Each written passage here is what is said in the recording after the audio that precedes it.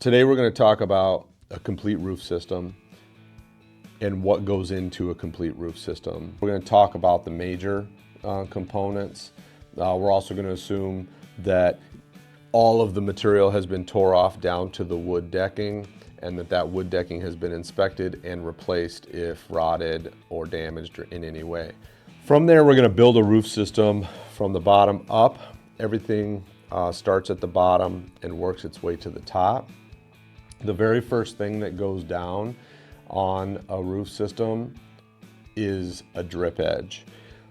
Drip edge there's a few different styles of drip edge. There's a C-style drip edge.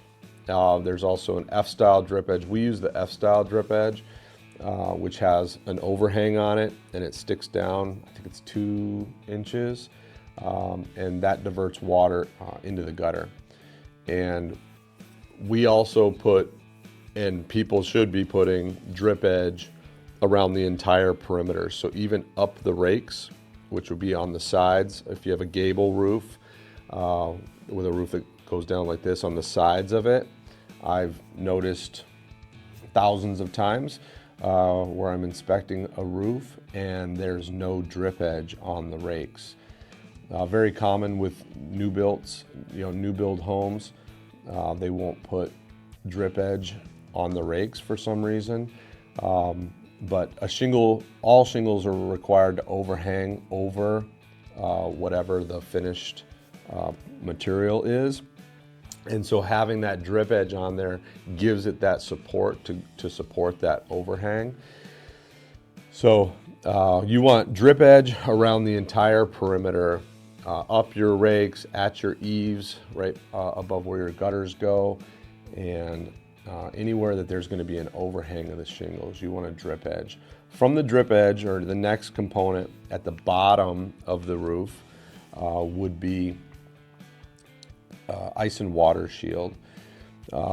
If you're in that market, if you're essentially from the middle part of the United States north, it's going to require, building code is going to require ice and water shield.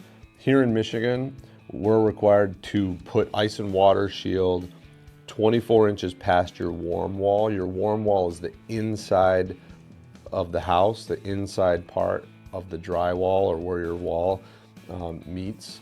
We're supposed to put 24 inches past that.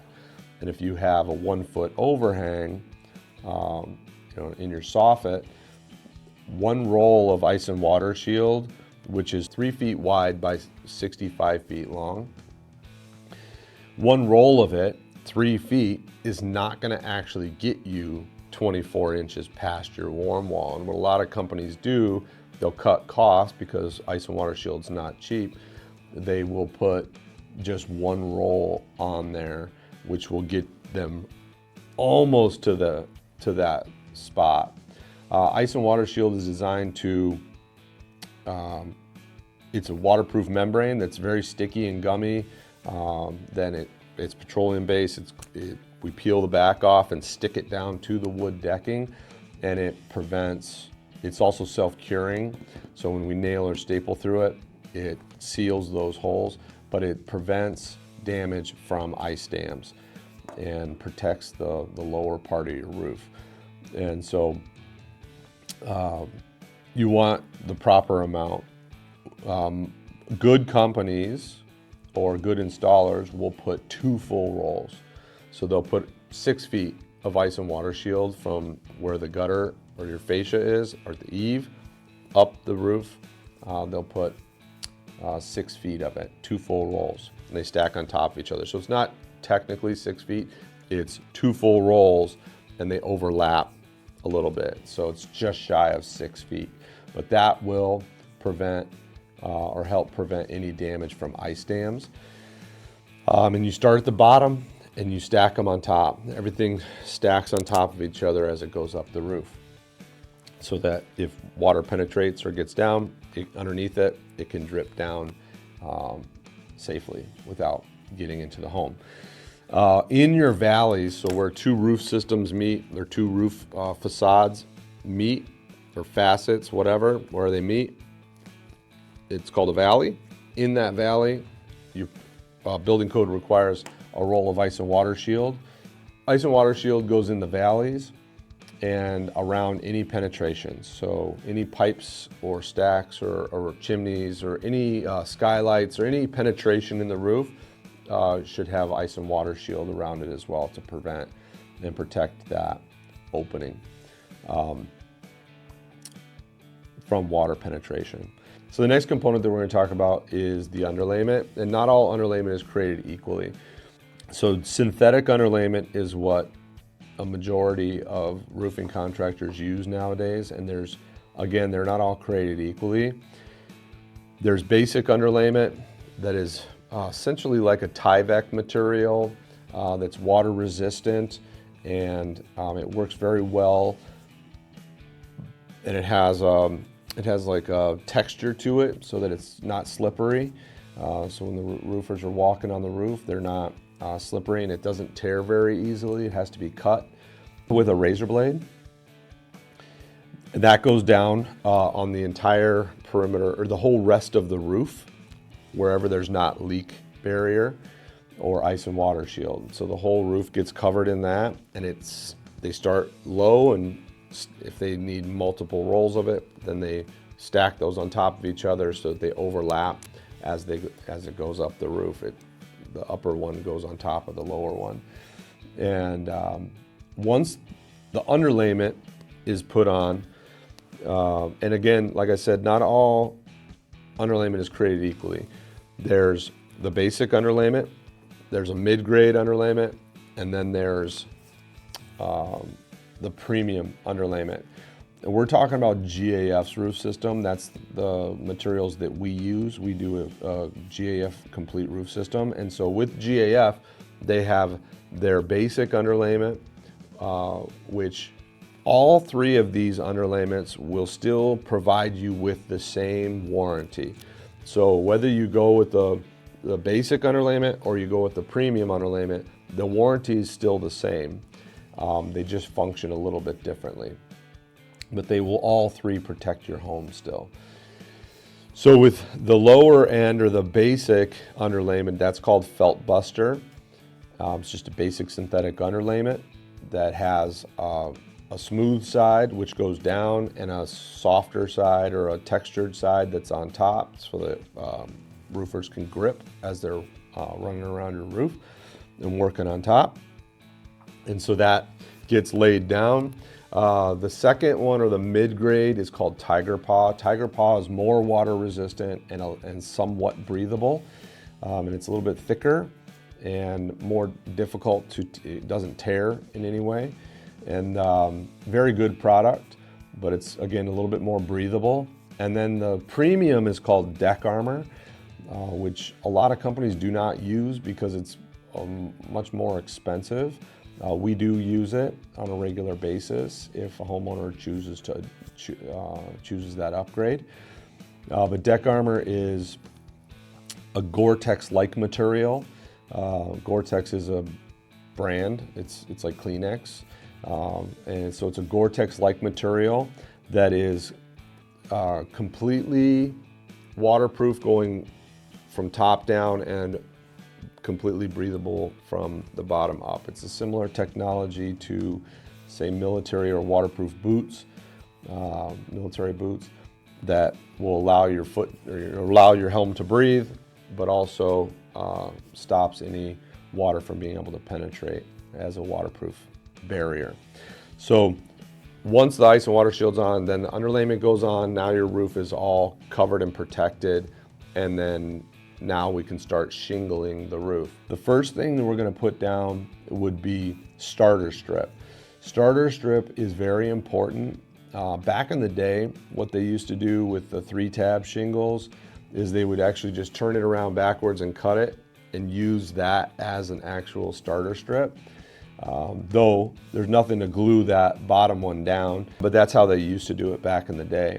Because what happens is that very first shingle, or anywhere that there's an overhang, that first shingle needs to be glued down, otherwise, or have something to glue to, otherwise the wind can just blow it up and break it and start ripping your shingles off. So starter strip has to go down. Starter strip goes anywhere that the drip edge is. And so it goes at the eaves at the bottom, and it goes up the rakes, and it has a glue strip on it, which allows that shingle that's laid on top of it to glue down. And so anywhere that there's an overhang, you've got a glue strip there to glue that all down and hold it down from wind. And so that goes around the entire perimeter. And there's other applications that it gets used if you're putting an edge vent in, or and the edge vent's not right at the eave, and sometimes we have to put an edge vent up, or intake ventilation. We put that up 3 feet, and so if we do end up doing that, we put starter strip there as well. Anywhere that there's an overhang and that first shingle needs to be glued down, starter strip is required. Once the starter strips are in and secured, the next component that goes down is the actual shingle. And shingles are supposed to be staggered. They get laid out and they get cut you start in one corner at the bottom, and they get stacked on top of each other all the way up the roof, and they get staggered so that the seams don't line up with each other. And so you'll go 3 or 4 rows up, staggering them so that where the 2 shingles meet, it's here, here, here, and here, so it staggers as it goes up the roof. And again, you start in one corner and work your way up all the way across to the other corner of that facet. There's a whole bunch of different types of shingles and different applications for designer shingles than regular shingles and whatnot. So our standard roof, the lifetime roof, is the Timberland HDZ shingles. That's our standard, the standard roofs. And so those are, architectural 3-dimensional shingles, and we can get into warranties later, but that's the standard roof system that we install. All right, so the next component that we're going to talk about is ventilation. And if you haven't seen our video on attic ventilation and everything ventilation, check out that video. I'm not going to get into all of that. We are going to assume that this house that we're talking about has soffit vents that provides proper intake ventilation, and we're putting a ridge vent on. So at the ridge, once the roof has all been shingled and you're at the ridge, which is at the peak, depending on the construction of your home, if it's trusses, we're going to just put a 4-inch incision, which is 2 inches on each side of that peak. And if it's rafters and you have a ridge board across the top, we're going to cut it a little bit wider, not much wider, but a little bit wider to allow proper airflow to the ridge on both sides of that ridge board. And then we're going to cover that with a ridge vent. We use the Advanced Snow Country ridge vent, which is a 12-inch piece of rigid plastic or polymer that is formed to allow ventilation. It has a jailbreak system built into the ends of it to block critters from being able to climb in there. And it has a baffle on the end of it to block wind-driven rain. And then underneath and inside, it has a fiberglass mesh throughout to block any bugs from being able to get in there. But it still allows airflow at the highest point of your roof. So as the heat rises in your home, intake ventilation sucks up in from the bottom and forces that air out at the very top. So we use the Advanced Snow Country GAF ridge vent, and it works very well, and it looks really clean. Those have to be secured with specific fasteners. We buy the advanced ones because those have the fasteners and the proper ring shank nails already attached to it that we can just pop off and nail them in where required. And once the ridge vent has been installed, then the next component is the cap shingles.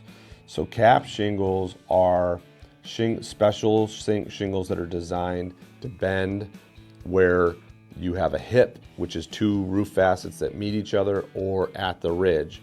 So it covers and finishes the where two roof facets meet each other and gives it a nice clean look, but it also protects that area. It becomes the spine essentially of your roof system. So we use the Sealer Ridge in most cases, GAF Sealer Ridge, cap shingle, and it comes in the same color pattern or color dynamics as the shingles, so that it looks similar and flows and looks beautiful.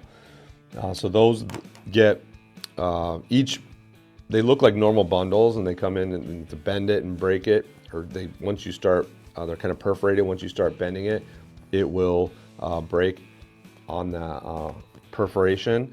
And so then each piece or each shingle has 3 cap shingles or 3 cap pieces, and those get laid on top of each other across the ridge vent, and they get nailed down, and then they have glue strips, and they glue themselves down, and then the last one gets put on a certain way, and well, a couple of them get put on and another one gets put over the top of it. And then any exposed nails, which there will always be on a ridge, there'll be at least 2 exposed nails, those get caulked to prevent any water damage or water penetration.